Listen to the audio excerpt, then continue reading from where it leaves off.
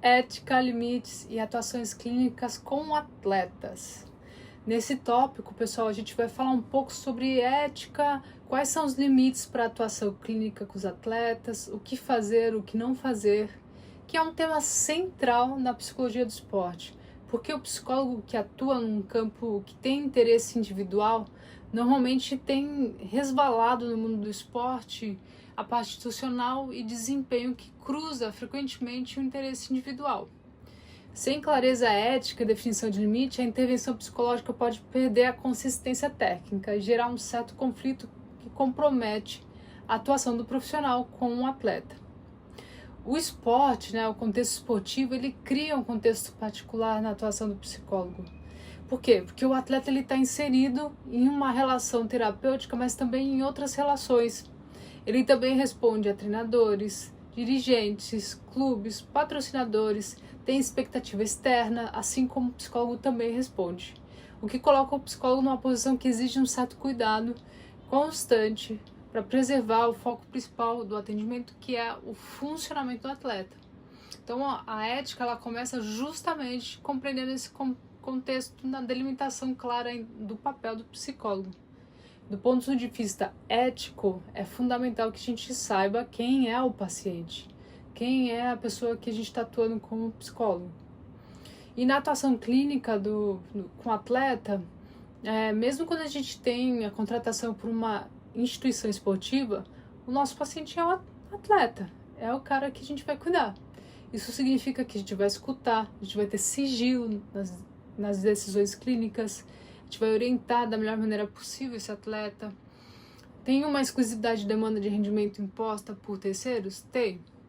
Mas a gente tem que tomar cuidado para não confundir os papéis geridos entre o psicólogo e outras práticas profissionais. E o sigilo profissional é um dos pilares da ética da psicologia. No esporte, ele se torna ainda mais sensível, pessoal. Por quê? Porque tem uma grande expectativa e frequentemente isso é compartilhado. Informações são compartilhadas com treinadores, com comissões técnicas, e é responsabilidade do psicólogo esclarecer desde o início quais são as informações que serão ou não compartilhadas e em quais condições, tanto com o técnico, com os dirigentes, assim, e principalmente com o atleta. A comunicação com o terceiro ela tem que ter consentimento desse atleta, então a gente vai limitar ao necessário, tá? Um exemplo comum que ocorre quando a comissão técnica solicita informação sobre o estado emocional do atleta.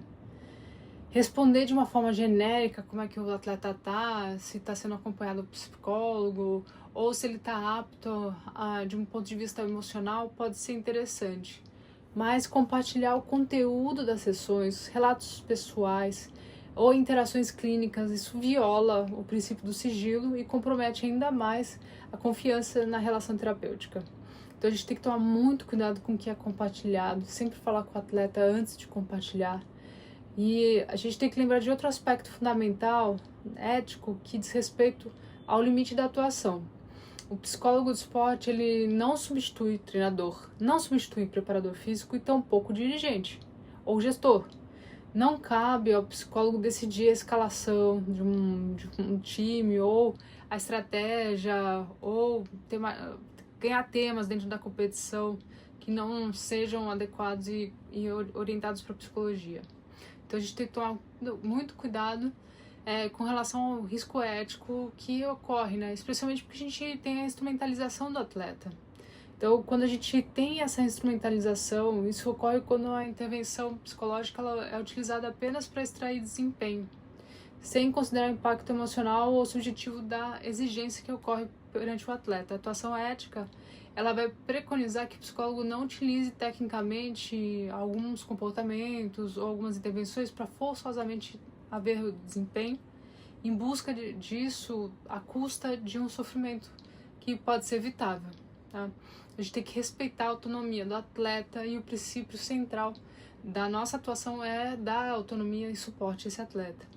O atleta ele tem direito de compreender os objetivos da intervenção, de consentir com procedimentos que interrompam o acompanhamento, se assim ele desejar. Mesmo em contexto institucional, o atendimento psicológico ele não deve ser imposto ou ser utilizado como ferramenta de controle.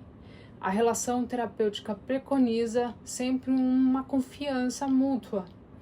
Então, se a gente percebe, né, em alguns casos que o psicólogo pode identificar sinais de sofrimento psíquico significativo, como sintomas de depressão, autoagressão ou comprometimento grave na função, nessas situações a ética ela tem que ter um encaminhamento adequado desse atleta, com a articulação de outros profissionais da saúde.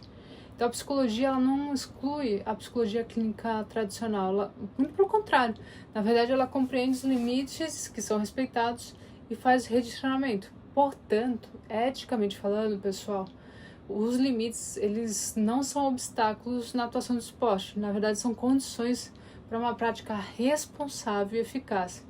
Então a gente tem que definir muito bem qual é a postura do profissional, o sigilo que existe nas sessões, o que é um conflito de interesse quando acontece um cruzamento frequente de pressão para obtenção de informações desse atleta por parte do dirigente, do técnico, do preparador físico, ou de pessoas externas a essa terapia ou ao contexto esportivo do atleta. Então, sustentar a parte ética que a gente aprende tão bem na faculdade de psicologia é uma coisa essencial para que a gente tenha uma prática condizente aos ensinamentos e até mesmo o regulamento da psicologia.